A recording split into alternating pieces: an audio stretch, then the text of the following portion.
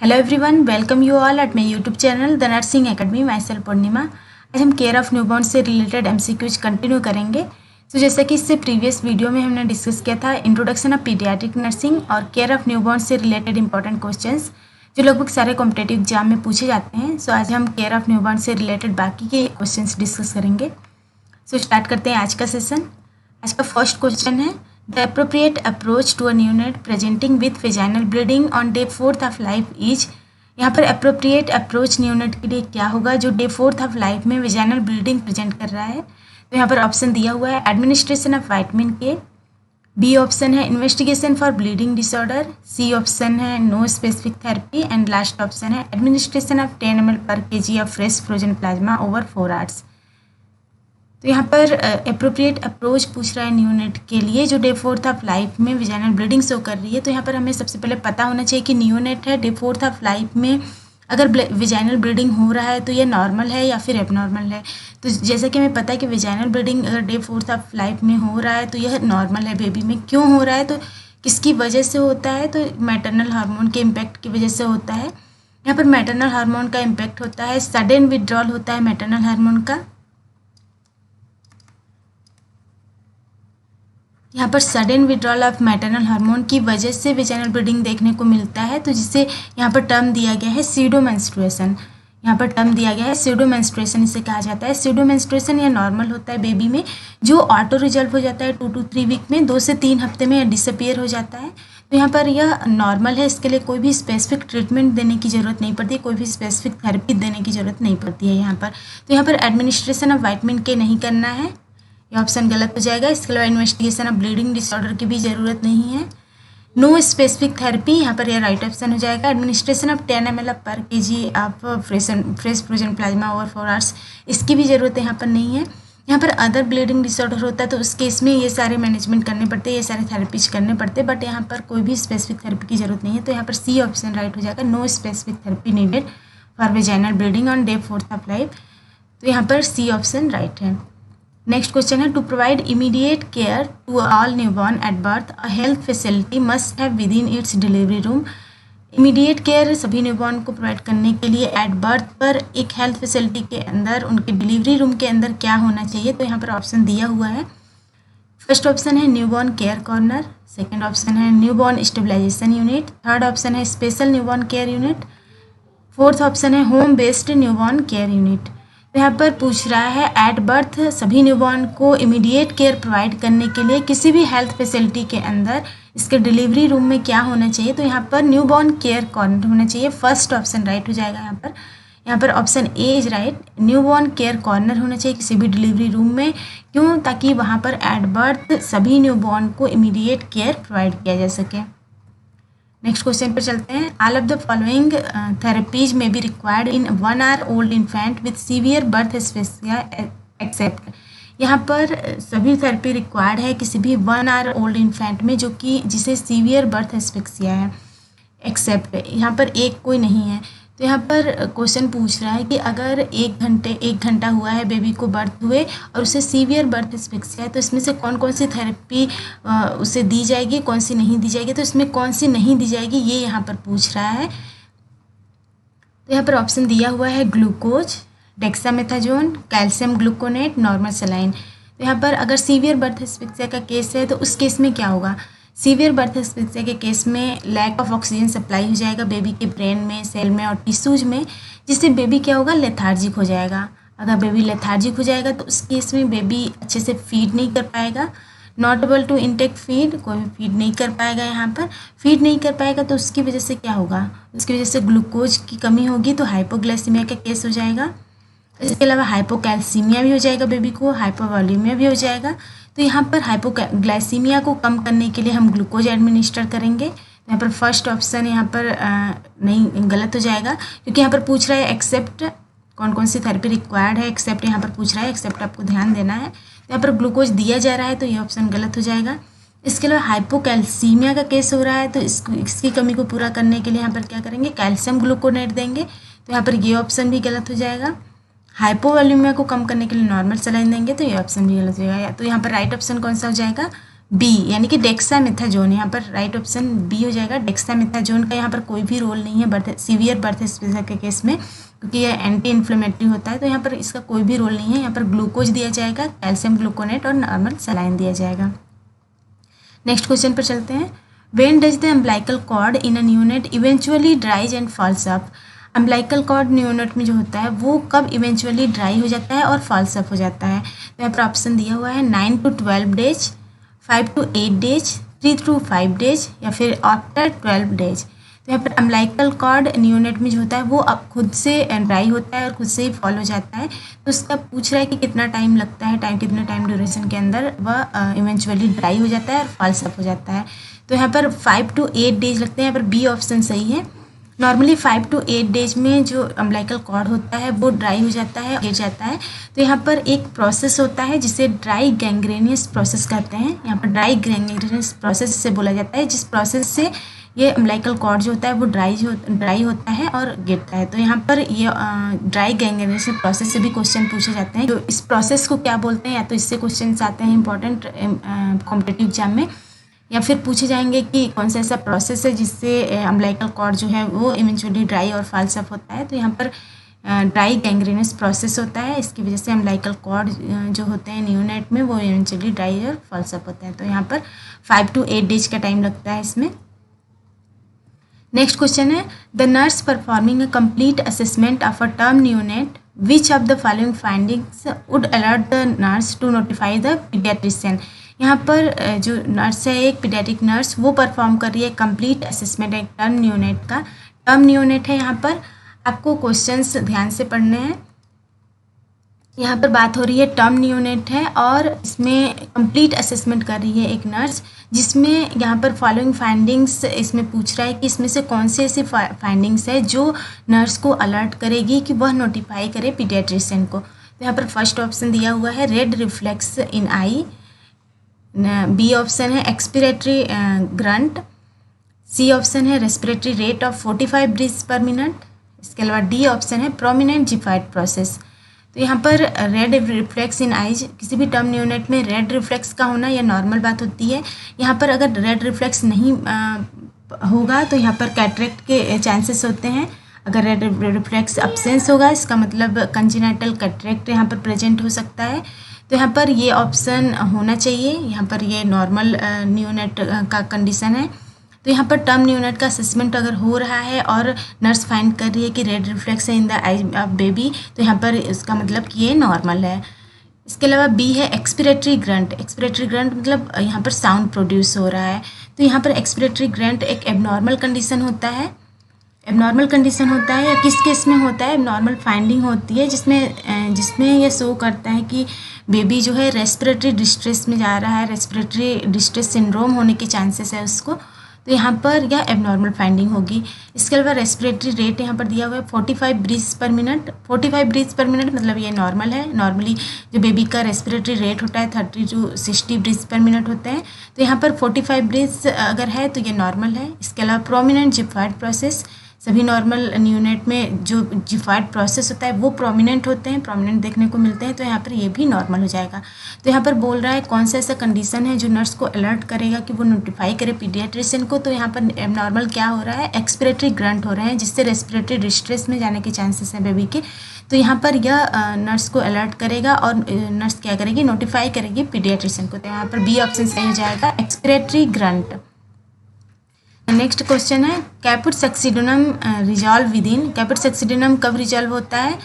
तो यहाँ पर ऑप्शन दिया हुआ है 7 डेज, 4 डेज, 10 डेज, 8 डेज। तो यहाँ पर राइट ऑप्शन हो जाएगा 4 डेज। 4 डेज में कैपुट सक्सीडोनम जो होता है वो रिजॉल्व हो जाता है, ऑटो रिजॉल्व हो जाता है, खुद से खत्म हो जाता है। नेक्स्ट क्वेश्चन पर चलते हैं। विच of the following structure should be closed by the time the child is 2 months old. यहाँ पर इमेज बेस्ड क्वेश्चन है। यहाँ पर इसमें से कौन सा स्ट्रक्चर है जो जब चाइल्ड 2 month का रहता है तो वह क्लोज हो जाता है। तो यहाँ पर ऑप्शन दिया हुआ है A, B, C या D। तो यहाँ पर A आपको दिख रहा है, ये A है, B, C या फिर D। इसमें से पूछ रहा है कौन सा स्ट्रक्चर है जो नॉर्मली 2 month ओल्ड जब चाइल्ड होगा तो उस टाइम यह क्लोज हो जाएगा। तो जैसा हमें पता है यहाँ पर A स्ट्रक्चर की बात करें तो A स्ट्रक्चर यहाँ पर क्या है, यह एंटीरियर फोंटेनल है। यहाँ पर यह फ्रंट साइड है ये स्कल की बात हो रही है, यहाँ पर न्यूनेटल स्कल की बात हो रही है। तो यहाँ पर फ्रंट साइड है यह, और ये बैक साइड है।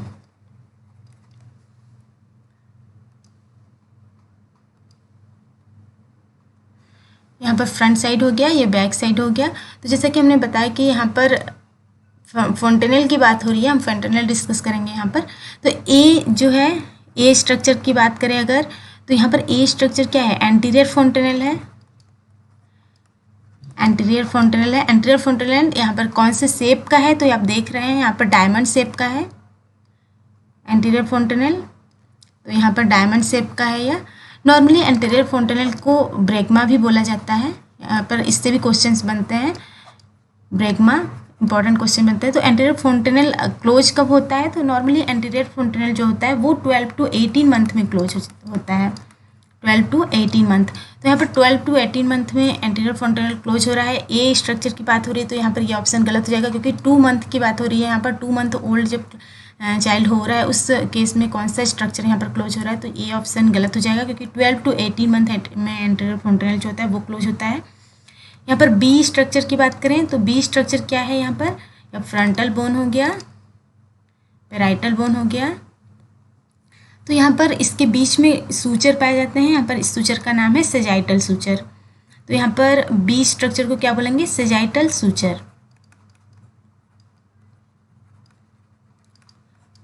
Sagittal suture. और यहाँ पर डी स्ट्रक्चर की बात करें, तो डी स्ट्रक्चर को क्या बोलेंगे, फ्रंटल बोन और पैराइटल बोन के बीच में यहाँ पर पाया जाता है सूचर, इसको बोलेंगे कोरोनल सूचर। यहाँ पर कोरोनल सूचर है। कोई भी सूचर हो, यहाँ पर बेबी में जो सूचर होता है उसका फ्यूजन होना स्टार्ट होता है 2 मंथ में। 2 मंथ में फ्यूजन होना स्टार्ट होता है, और यह कंप्लीट होता है बाई 6 ईयर। मतलब इसको कम्प्लीटली फ्यूजन होने में इसको 6 ईयर का टाइम लगता है। तो यहाँ पर दोनों सूचर जो है वो भी यहाँ पर ऑप्शन गलत हो जाएंगे, यानी कि बी जो स्ट्रक्चर है और डी स्ट्रक्चर है ये भी यहाँ पर गलत हो जाएगा। यानी कि जो भी सूचर होते हैं वो उनका फ्यूजन होना स्टार्ट होता है किसी भी बेबी में 2 मंथ में, और कम्प्लीटली फ्यूजन जो होता है वो 6 ईयर तक हो जाता है। बाकी सी स्ट्रक्चर पर चलते हैं। सी स्ट्रक्चर यहाँ पर कौन सा है, यहाँ पर पोस्टीरियर फोंटेनल बोला जाता है। सी स्ट्रक्चर को क्या यहाँ पर बोला जाएगा, पोस्टीरियर फोंटेनल। यहाँ पर पोस्टीरियर फोंटेनल को लैम्डा भी बोला जाता है, इससे भी क्वेश्चन पूछे जाते हैं। यहाँ पर इसकी स्ट्रक्चर की बात करें तो यह रिवर्ट ट्रायंगुलर स्ट्रक्चर होता है। यहाँ पर इसे रिवर्ट ट्रायंगुलर स्ट्रक्चर बोला जाता है, रिवर्ट ट्रायंगुलर।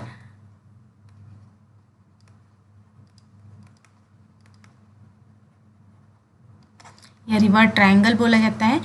इसका क्लोजिंग की बात करें तो यहाँ पर इसकी क्लोजिंग जो होती है वो 6 to 8 वीक्स में होती है। 6 to 8 वीक यानी कि लगभग यहाँ पर 2 to 3 मंथ्स इसको लगते हैं क्लोजिंग होने में। तो यहाँ पर पोस्टीरियर फोंटेनल की जो क्लोजिंग होती है वो 2 to 3 मंथ का टाइम उनको लगता है क्लोज होने में। तो यहाँ पर ऑप्शन सी यहाँ पर राइट हो जाएगा, क्योंकि यहाँ पर 2 मंथ ओल्ड की बात हो रही है, कौन सा स्ट्रक्चर क्लोज हो रहा है। तो यहाँ पर कौन सा ऑप्शन राइट हो जाएगा, ऑप्शन सी। तो यहाँ पर सी ऑप्शन राइट हो जाएगा। यहाँ पर फोंटेनल और सूचर से क्वेश्चंस आते ही आते हैं एग्जाम में, तो आपको अच्छे से यहाँ पर पढ़ना है। फ्रंटल बोन यहाँ पर है, आगे पैराइटल। फिर यहाँ पर स्ट्रक्चर की बात करें तो ए स्ट्रक्चर एंटीरियर फोंटेनल डायमंड शेप का होता है, इसे ब्रैगमा भी बोलते हैं। इसका क्लोजिंग जो होता है वो 12 to 18 मंथ में होता है। इसके अलावा सेजाइटल सूचर यहाँ पर दोनों पैराइटल बोन के बीच में पाया जाता है। यहाँ पर कोरोनल सूचर है। कोई भी सूचर हो, यहाँ पर सूचर की क्लोजिंग जो होती है वो स्टार्ट होना शुरू होती है, फ्यूजन करना स्टार्ट करती है 2 मंथ में, और कम्प्लीटली फ्यूजन जो होता है वो 6 ईयर तक हो जाता है बेबी के अंदर। इसके अलावा यहाँ पर सी जो स्ट्रक्चर है वो पोस्टीरियर फोंटेनल है। पोस्टीरियर फोंटेनल का शेप जो होता है वो रिवर्ट ट्रायंगल होता है। यहाँ पर इसे लैम्डा भी कहा जाता है। इसकी क्लोजिंग जो होती है वो 2 to 3 मंथ्स में होती है लगभग। इसके अलावा वीक्स की बात करें तो 6 to 8 वीक में। तो यहाँ पर राइट ऑप्शन कौन सा हो जाएगा, option C. Next question, the nurse assisted with the birth of a new born, which nursing action is most effective in preventing heat loss by evaporation. यहाँ पर पूछ रहा है नर्स असिस्ट कर रही है एक न्यूबॉर्न बर्थ को, तो यहाँ पर पूछ रहा है कि कौन सा नर्सिंग एक्शन मोस्ट इफेक्टिव है बाय प्रिवेंटिंग हीट लॉस को प्रिवेंट करने के लिए बाय इवेपोरेशन प्रोसेस। यहाँ पर आपको ध्यान देना है कि इवेपोरेशन प्रोसेस की बात हो रही है और कौन सा एक्शन इसमें पूछ रहा है कि मोस्ट इफेक्टिव है। यहाँ पर मोस्ट इफेक्टिव एक्शन पूछ रहा है हीट लॉस को प्रिवेंट करने के लिए। तो यहाँ पर ऑप्शन दिया हुआ है warming the crib pad, baby के बेड को यहाँ पर गर्म करना, closing the doors of the room, यहाँ पर डोर जो है रूम का उसको क्लोज करना। इसके अलावा drawing the infant with a warm blanket, baby को ड्राई करना और वार्म ब्लैंकेट से रैप करना। इसके अलावा turning on overhead radiant warmer जो है उसको टर्न ऑन करना। तो यहाँ पर आपको पता होना चाहिए वार्मिंग द क्रिब पैड जो है ये वार्म तो करेगा बेबी को यहाँ पर, बट यहाँ पर डायरेक्ट टच होगा और ये जो प्रोसेस कहा जाएगा इसको कंडक्शन कहा जाएगा। कंडक्शन प्रोसेस से यहाँ पर ये जो हीट प्रोवाइड कर रही है नर्स करेगी, तो यहाँ पर कंडक्शन प्रोसेस हो जाएगा। तो यहाँ पर इवेपोरेशन प्रोसेस की बात हो रही है तो ये ऑप्शन गलत हो जाएगा। यहाँ पर हीट प्रोवाइड किया जा रहा है बट डायरेक्ट टच है और कंडक्शन प्रोसेस है। नेक्स्ट है closing the doors of the room, यहाँ पर रूम क्लोज कर दिया जाए तो यहाँ पर जो एयर मूवमेंट की वजह से होगा रूम गर्म, तो यहाँ पर प्रोसेस जो होगा वो कन्वेक्शन हो जाएगा। इसके अलावा drawing the infant with a warm blanket, infant को ड्राई करना और वार्म ब्लैंकेट से ड्राई करना, तो यहाँ पर इवेपोरेटिव प्रोसेस हो जाएगा और प्रोसेस का नाम क्या होगा, यहाँ पर इवेपोरेशन हो जाएगा।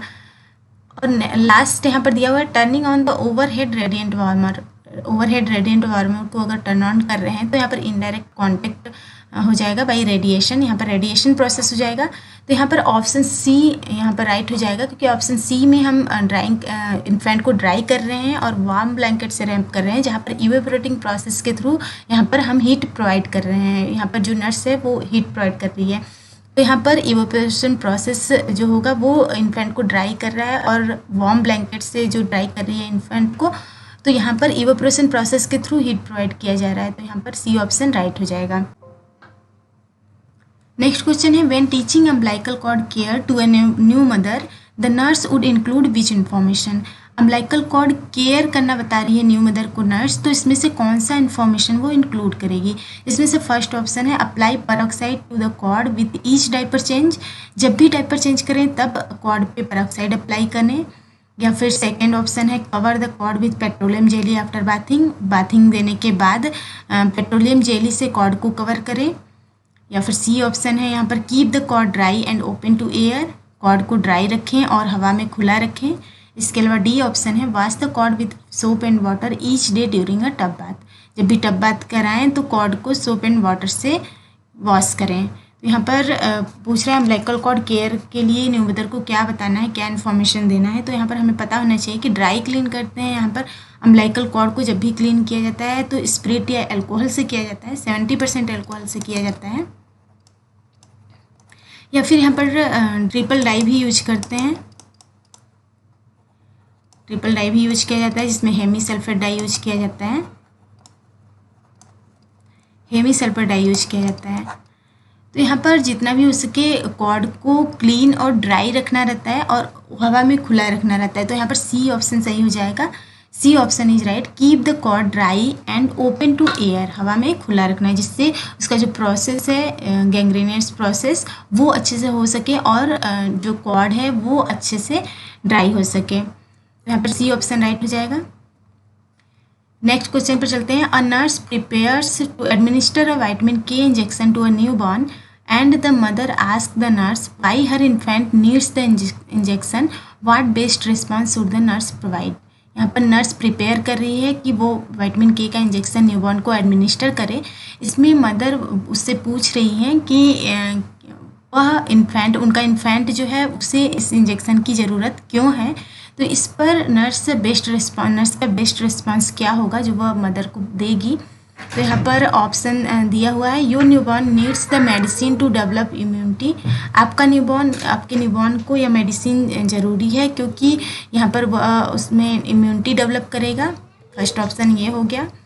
सेकेंड ऑप्शन है the medicine will protect your newborn from being jaundiced, यह मेडिसिन आपके न्यूबॉर्न को प्रोटेक्ट करेगा कि वो उसे जॉइंडिस ना हो, जॉइंडिस से बचाएगा। सी ऑप्शन है newborns have sterile bowels and the medicine promotes the growth of bacteria in the bowel, यहाँ पर न्यूबॉर्न के अंदर स्ट्राइल बॉयल्स होते हैं, स्ट्राइल बॉयल होता है उनका, और यह मेडिसिन उनके अंदर बैक्टीरिया ग्रोथ, उनके बॉयल के अंदर बैक्टीरिया ग्रोथ को प्रमोट करेगा। या फिर लास्ट ऑप्शन है newborns are deficient in vitamin K and this injection prevents your newborn from bleeding. Newborn के अंदर डेफिशिएंट होता है विटामिन के की कमी होती है, और ये इंजेक्शन क्या करेगा, हमारे आपके न्यूबॉर्न में ब्लीडिंग को रोकेगा। तो यहाँ पर इसमें से कौन सा ऑप्शन सही होगा, कौन सा इन्फॉर्मेशन नर्स को प्रोवाइड करना चाहिए मदर को। और मदर यहाँ पर पूछ रही है विटामिन के का इंजेक्शन उनके इन्फेंट को क्यों दिया जा रहा है। तो हमें सबसे पहले पता होना चाहिए कि विटामिन के का इंजेक्शन न्यूबॉर्न को क्यों दिया जाता है। तो यहाँ पर जैसे हमें पता है विटामिन के का इंजेक्शन क्यों दिया जाता है, सिंथेसाइज क्लॉटिंग फैक्टर, ये सिंथेसिस करता है क्लॉटिंग फैक्टर 2, 7, 9 एंड 10 का, और इस तरह से ये ब्लीडिंग को प्रिवेंट करता है। ब्लीडिंग को प्रिवेंट करने के लिए विटामिन के का इंजेक्शन दिया जाता है, क्योंकि इसमें जो स्ट्राइल बॉयल होते हैं उनका, ये बात सही है, बट यहाँ पर जो नॉर्मल ग्रोथ होता है बैक्टीरिया का, वो यहाँ पर इसकी वजह से नहीं होता है, विटामिन के इंजेक्शन की वजह से नहीं होता है।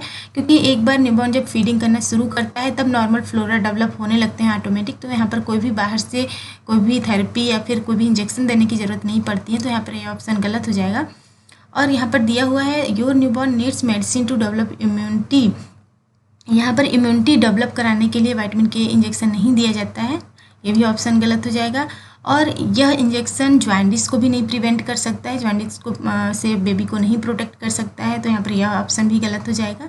इसके अलावा newborn are deficient in vitamin K, जहाँ यहाँ पर डी ऑप्शन दिया हुआ है, न्यूबॉर्न में विटामिन के डेफिशिएंट होता है और इंजेक्शन क्या करेगा, प्रिवेंट करेगा ब्लीडिंग से। तो यहाँ पर यह ऑप्शन सही हो जाएगा। क्यों? क्योंकि विटामिन के क्या करेगा, यहाँ पर नॉर्मल फ्लोरा नहीं है, नॉर्मल फ्लोरा सिंथेसिस करेंगे विटामिन के का। तो यहाँ पर बेबी एक का स्ट्राइल बॉयल है और नॉर्मल फ्लोरा यहाँ पर एब्सेंट है। तो यहाँ पर विटामिन के इंजेक्शन यहाँ पर इंट्रोड्यूस किया जाएगा, यहाँ पर एडमिनिस्टर किया जाएगा बेबी में, जिससे कि जो सिंथेसाइज कर सके क्लॉटिंग फैक्टर्स को, 2, 7, 9 एंड 10 क्लॉटिंग फैक्टर्स यहाँ पर सिंथेसाइज करते हैं, जिससे कि ब्लीडिंग को प्रिवेंट कर सके। तो यहाँ पर मेन इसका फोकस होता है ब्लीडिंग को प्रिवेंट करना। तो यहाँ पर डी ऑप्शन राइट हो जाएगा। Newborn are deficient in vitamin K and this injection prevents your newborn from bleeding. Next question है, an infant is born precipitously outside the labour room, what should the nurse do first. यहाँ पर एक infant born हुआ है precipitously outside the labour room के बाहर। प्रेसिपिटसली मतलब होता है रैपिड लेबर हुआ है, लेबर रूम के बाहर यहाँ पर रैपिड लेबर हुआ है।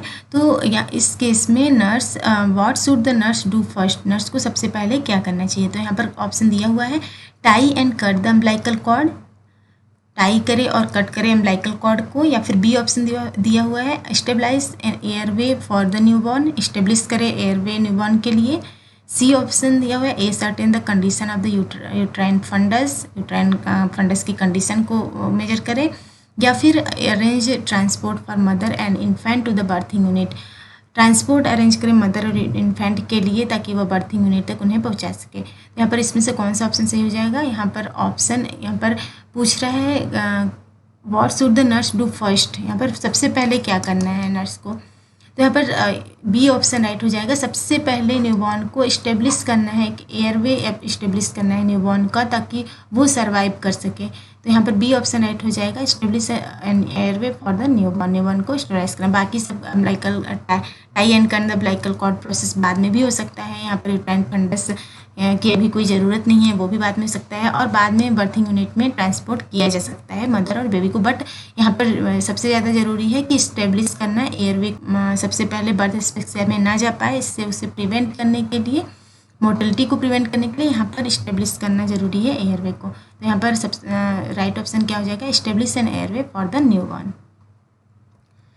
सो आज के लिए बस इतना ही। वीडियो अच्छा लगा हो तो लाइक करिए, शेयर करिए और सब्सक्राइब करिए इस चैनल को। इसके अलावा बेल आइकन प्रेस कीजिए ताकि आने वाले वीडियोज़ के नोटिफिकेशंस आपको मिलते रहें। Thank you.